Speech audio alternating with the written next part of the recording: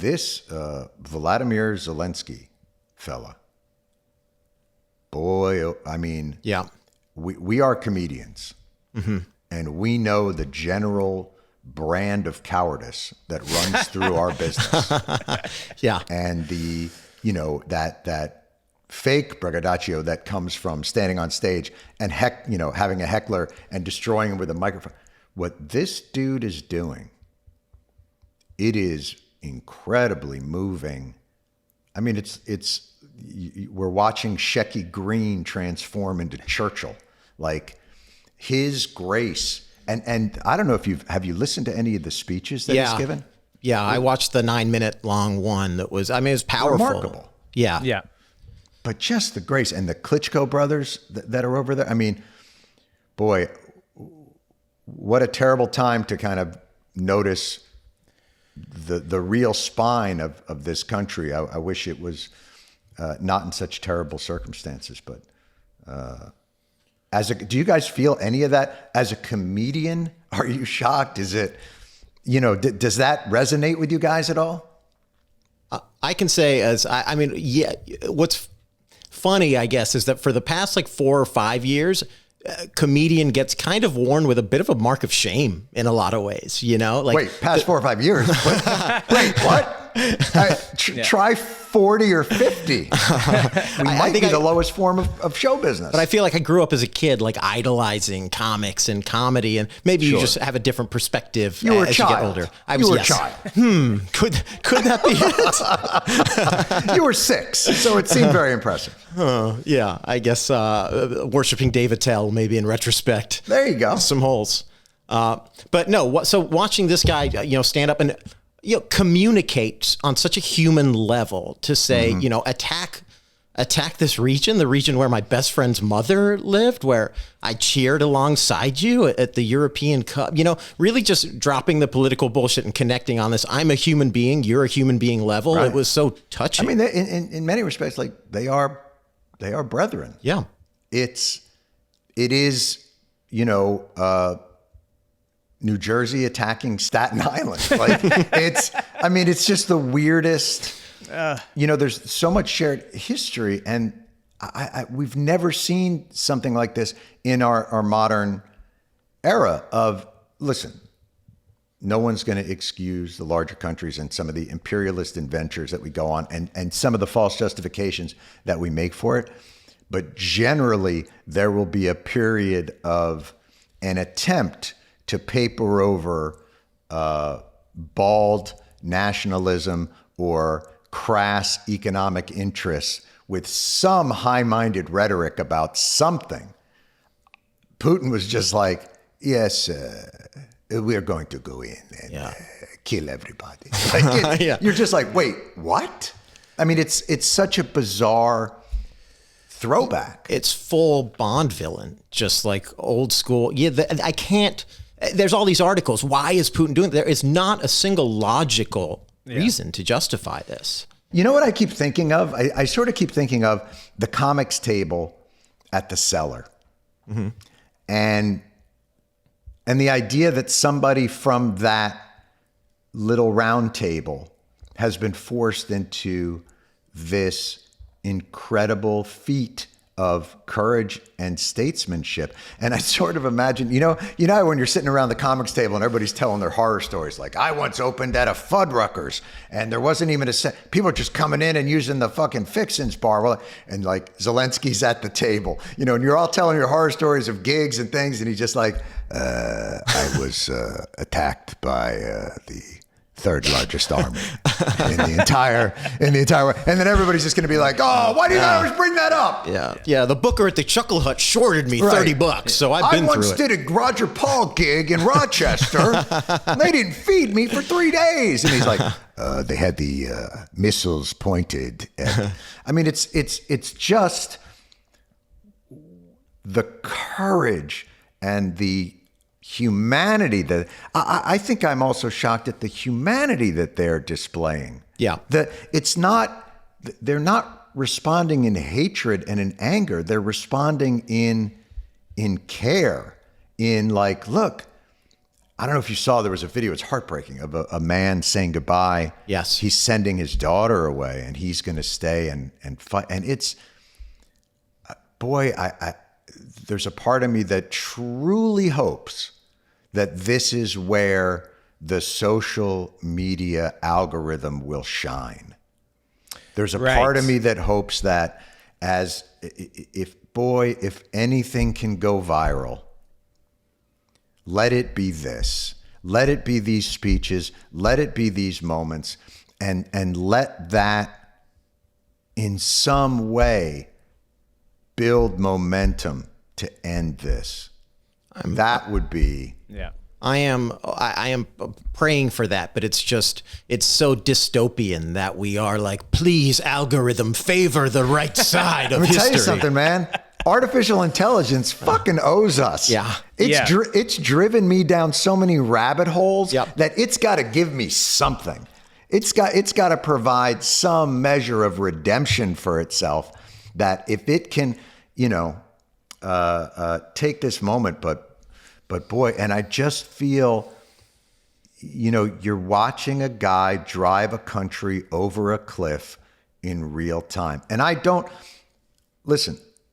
think this ends well for anybody, but I also don't think it ends well for Putin and the Russian people. I feel like he is driving the Russian people over a cliff. He's going to hurt them economically, psychically, in so many different ways. And for fucking what? This guy... For nothing. Yeah. And they're going to get hurt bad in this. I mean, there'll be a pariah country without in the inability to access dollars and trade with the West. It's going to hurt. It's going to hurt them so badly. Even emotionally, it looks like the kind of psychic wound that a country is going to be hard. And I understand he's feeding them a whole nonsense of, we're demilitarizing and denazifying. What was it? Denazification. Yeah. First of all, the guy who runs it's Jewish. Yeah. Like Zelensky's, he's a Jewish guy. You going to denazify him? Is that what it's called now? Yeah. I'm pretty sure it's the inverse of that. Yeah. But fuck, man.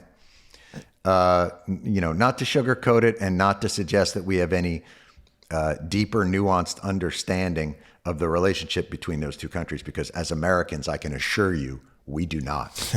We only learn geography when somebody is bombing somebody. I mean, that's the level of attention that we pay on the world stage. And that somebody is usually us.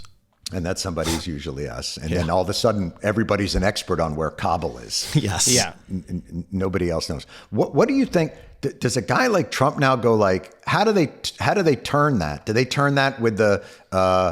I guess the turn is just like, this never would have happened with me because he knows I'm strong. And you're like, well, maybe he never would have happened with you because he knows that he wasn't up against anything when you were there. So he didn't need to do anything. Mm-hmm. I don't fucking know. I think Trump's already said something like, I alone can fix this Russian problem, which is... Is that really true? Yeah. Well, and that's the talking point, right? 2014, Crimea, Obama, Crimea, now Biden. And of course, that's the talking point. Yeah. Where's the talking point on, we had $400 million worth of armaments that we denied them because he wouldn't do an investigation into, Hunter Biden or some shit. Listen, man, watching these guys backpedal, but it is, I had tweeted some, I don't know if you guys know this, I have Twitter. I've seen it. I'm aware. Yeah. Here was my latest tweet I just put out there because I was watching all this go down. I was watching, the general Tucker Carlson, Father Coughlin hour. And he was on with this whole thing like, I've been conditioned to hate Putin, but does Putin make me use pronouns that I don't want to, this kind of shit.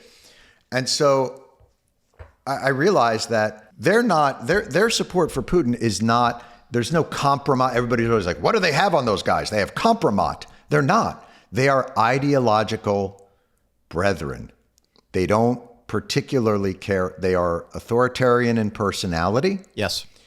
They agree with him, and they believe that the left in this country, liberals, progressives, Democrats, are actually the evil empire. And I said this, to be fair, in a peak of anger. I was in a fit of pique, as they say.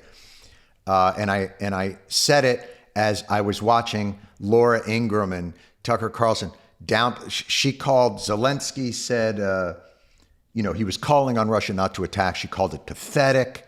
I mean, it was one of the most disturbing and disgusting couple of hours of television. Don't ask me why I do this to myself. I was just about to. I was just going to say, psychologically, why have you picked a career where you've decided to just enrage yourself? Yeah. Sometimes I'll just, if I don't feel like watching, I'll just take my balls and dip them into a frying pan that's been heated to give me the same extent. But so it's in a fit of pique. And maybe it's not the fairest, that they would call it the evil empire. Well, Dinesh D'Souza tweeted out something today, which was exactly that. What he basically came out and said was, yeah, I'm with Putin. Fuck the liberals. Fuck the Democrats. I want them destroyed. It is finally someone said it. Yes. Holy shit. Mm-hmm. That's where we are. They'd rather make a deal with Putin than Pelosi by any day, any stretch of the imagination. They believe the left to be evil. Yes. Yeah. Wow. Mind-blowing. And culture war has trumped everything. Culture war is the number one battle cry of these people, despite the fact that it's mostly inconsequential in reality, but it just makes them mad. And that's enough. Yeah. Listen, those guys all we used to call it Ballsheimers. Ballsheimers was these guys that say fucking horrendous things and then have the balls to pretend like they don't remember ever saying it. They'll just go on.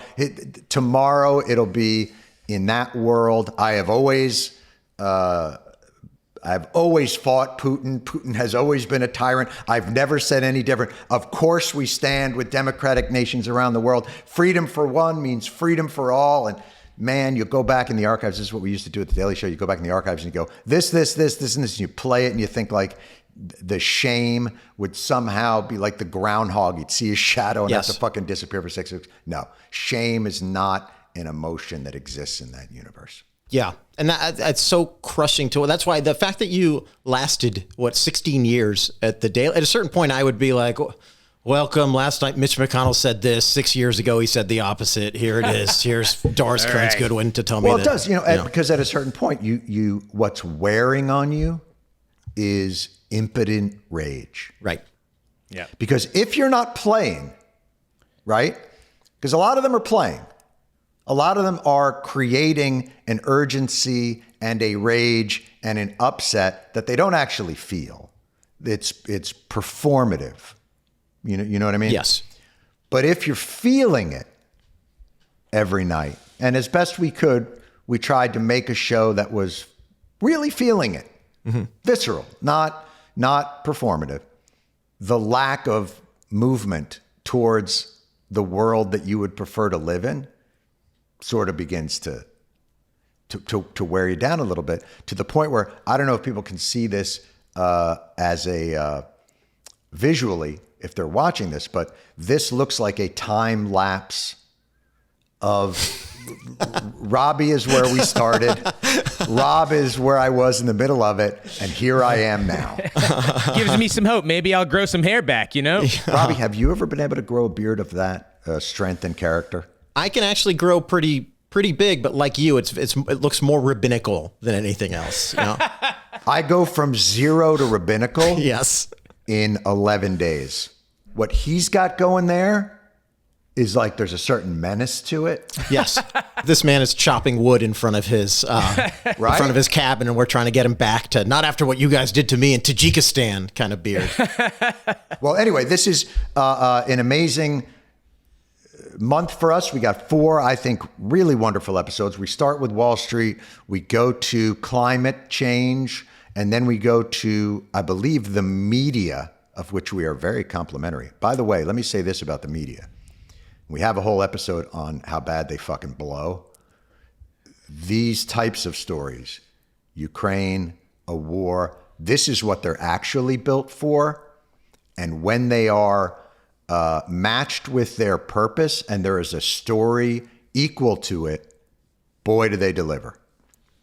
And they have done a magnificent magnificent a job of bringing this story, the reality of this story, to the public. I have been wildly impressed, and it just shows you what they are capable of when a story is at the level of urgency that they pretend everything else is. And boy, it's a little heartbreaking, because you see just like how talented and how committed and how involved they can be. But when left idle, or when left to the kind of the currents of their ratings overlords, how their natural and innate abilities are perverted into something way more damaging. But fuck, man. I don't know if you've been watching the coverage, but they have been on, I believe the phrase is motherfucking point. Yeah. You said everything perfectly, so I'm not even going to piggyback on that. Yeah. Let me just say, except for Fox.